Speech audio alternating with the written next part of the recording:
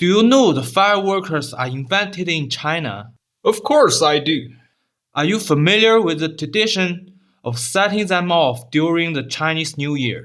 Yeah, I've heard of it. But do you know that setting them off during the festival is now banned in China? Wait, what did you just say? Fireworks are banned during the most important festival of the year. Can you believe it? It's been for years. Take a look at this. This was what New Year's Eve looked like before.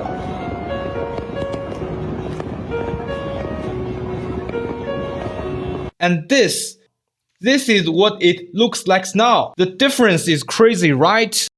So, today we're going to dive into the deep-rooted culture of Chinese fireworks, explore the history and the surprising reason behind this ban. This sound was the ancient world's best way to keep danger away. It's like a psychological shield to scare off the Nian monster or spirits of sickness. I remember being so scared of it when I was a kid. To my 5-year-old ears, those explosions didn't sound like a party. They were loud, scary, and honestly, I thought they would blow my fingers off. My father told me something that I never forget. He said if I didn't light the fireworks, the Nian monster would find our house, break in, and well, that'd be his dinner.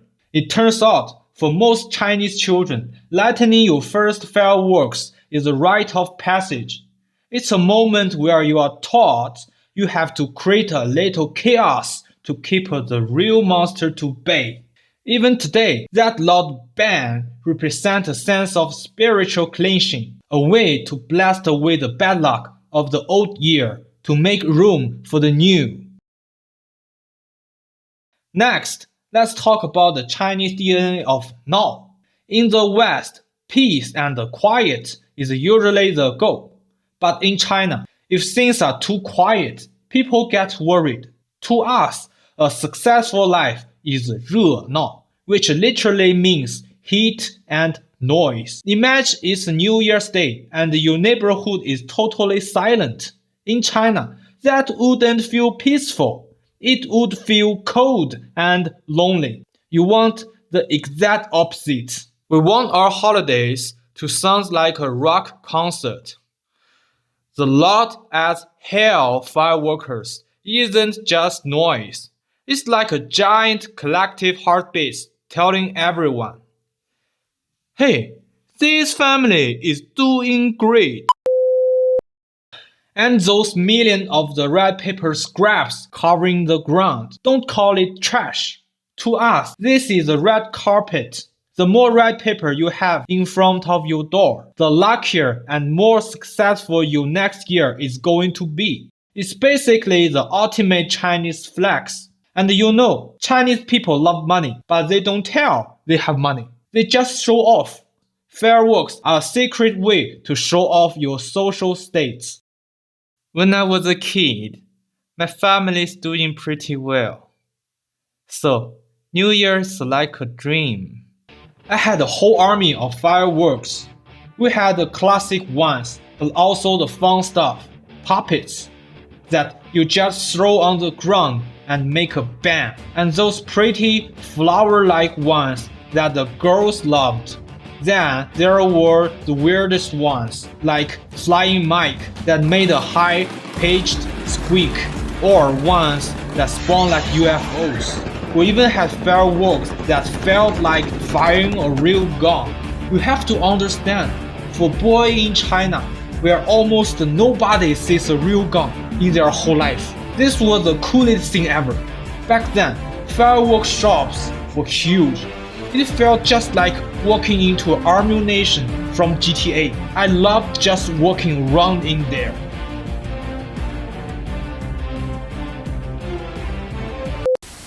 But those shops are all gone now. Today, buying fireworks feels just like a drug deal on a street corner. Someone whispers to you, "Yo, man, Looking for the heavy stuff? I can hook you up for cheap. Just trying to offload the dash before I bounce tomorrow. And what are they selling? Mostly fairy wands. Just tiny little sticks. Look at me. Do I look like the kind of guy who wants a fairy wand? All of this changed because China started to ban fireworks everywhere. Before 2010, people were already talking about banning fireworks, but it was almost about safety. Back then, the government didn't really stop us. They just told us to be careful and stay in certain areas. But in 2010, everything changed. The conversation shifted from safety to air quality. The government started getting really tough. Since then, Chinese New Year in the city has become almost silent. Now, many people online are super angry. This says Korea want to apply UNESCO states for fireworks. Back in days, I would definitely say, "What are you doing? That was invented in China." But now, you know what? Just take it. Please, take it quickly. We are not allowed to like them anyway. We don't even care anymore. Sadness. Just a few days ago, I took a photo of this notice posted downstairs in my neighborhood. It's a government order about fireworks. On the left, it says that in the 6 main districts of the city, you cannot sell, store, or light fireworks at all. They even put a whistleblower hotline at the bottom. On the right side, there are more details. It says that outside the main city area, there are restricted zones. You can light them there, but there are still strict rules, especially this one right here. It says in restricted zones, fireworks are strictly banned during heavy pollution alerts. So you can clearly see the core mission here. It's all about controlling the air quality. To understand why Chinese government is so obsessed with air quality, we have to talk about the face on the world stage. For China, a major event like the Olympics isn't just sports. It's a massive report card for the country's progress. Let's go back to 2008. Before the Beijing Olympics, the international media and the IOC put China under microscope. They were relentless about smoke. China spent over $17 billion on environmental cleanup, shut down factories for months, and took half of Beijing's 3.3 million vehicles off the roads just to get the Olympic blue sky. All to meet the unprecedented air quality standards demanded by the IOC. Even then, the pressure was huge. Some athletes even arrived at the airport wearing gas masks as a protest. What's less known is how far Beijing went to meet every single benchmark. For drinking water, they implemented a 106-item monitoring standard that matched EU requirements, even testing for specific parasites. In venue construction, tolerances were pushed to the extreme. Walls on the bird's nest had to be precise within 0.1 millimeters, and pore depth variations could not exceed 1 centimeter. This stringent adherence set a daunting precedent. The same committee that demanded near perfection from Beijing has since turned a blind eye to glaring issues at subsequent games. Look at Paris 2024. The water quality in the Seine River was a disaster. Bacteria levels were consistently above the safety limits. For swimming, athletes were getting sick after their races, but the international tone was, "Oh, it's just a charm of historic city." This double standard taught China a tough lesson. If a Western city has a problem, it's a challenge. If China has a problem, it's a failure of the system. To avoid being the world's punching bag again, the Chinese government decided that the air must be perfect, no matter the cost. Banning fireworks is just a small piece of the massive defensive war built to protect China's international image. This explains exactly why China has lost all interest in hosting the Olympics. Why spending billions just to be judged by a double standard? But let's be real, this isn't just a PR stunt.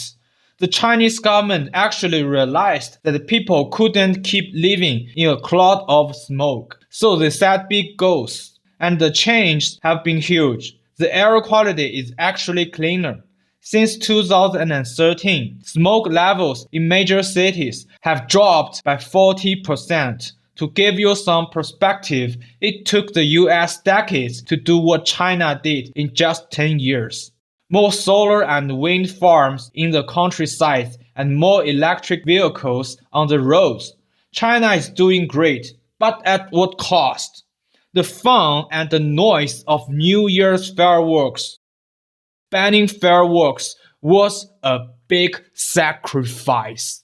So, in reality, carbon emissions aren't just an environmental issue. They are about the right to survive and the right to develop. To wrap things up, I want to show you a famous interview in China.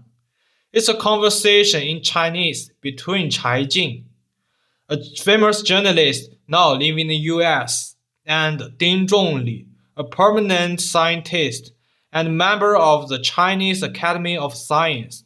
It perfectly captures the heart of the entire debates. 8000亿吨的蛋糕是定下来的，尽管减80%，一步一步往下减，但是你基数大呢？你的基数是发展中国家的4.8倍，你就往下要怎么砌蛋糕，它就马上就是砌出是你的2点几倍了吗？所以说，这里面是包含了一个非常大的陷阱。陷阱？这是一个陷阱。如果是今后的排放是一个非常严格的国际上的限制的话，那么这个二氧化碳的排放权就会变成一种非常非常稀缺的商品。就是你想要排，就有可能得买。你要不够排，你就得要买。就是说，如果是你承认二氧化碳排放配额，或者叫排放权是一种稀缺商品的话，那么这个8000亿吨里面蛋糕分配的过程当中，都分一点，少分一点，是多大的利益。当然，我们也看到，就是有发达国家的首脑在当时就表达了比较强烈的意见，他会认为说，我给我自己定指标还不行吗？那当然是不行。你定指标就是你要切一块更大的蛋糕嘛？那我可以这样定指标行不行？我以后的排放，我人均排放跟你一样多，这我不过分吧？我历史上比你少排很多吧？那今后的40年的排放，我跟你一样多。或者中国说的更白，我从1990年到2050年，我的排放只需要你的人均排放的80%就行，那行不行？那他会觉得说，中国是个人口大国，你这么一乘的话，那个基数太大了。那么我就说问你了，那么就说中国人是不是人？这就是一个根本的问题了。那为什么中国中国的这个就是同样的一个中国人就应该少排？假如像您所说的，现在这个方案发达国家又不接受的话，如果他就这么拖下来，这几年下去，会不会就情况变得更糟了？我很乐观，我是地质学家，我研究几亿年以来的这个环境气候演化，所以我很乐观。这不是人类拯救地球的问题，是人类拯救自己的问题。同拯救地球是没有关系的，地球用不着你拯救。地球温度比现在高10几度的时候有的是，地球二氧化碳浓度比现在高10倍的时候有的是，地球都是这么演化过来，都好好的。毁灭的只是物种，毁灭的只是物种，毁灭的是人类自己。所以是人类如何拯救人类，不是人类如何拯救地球。到底能不能拯救自己？我们最核心的东西究竟取决于什么？取决于文化、文明。人类在这个应对各种挑战的时候，能不能有一种更有包容性的、更有弹性的一种文明的产生，或者是我们现有文明有一个很好的这个发展。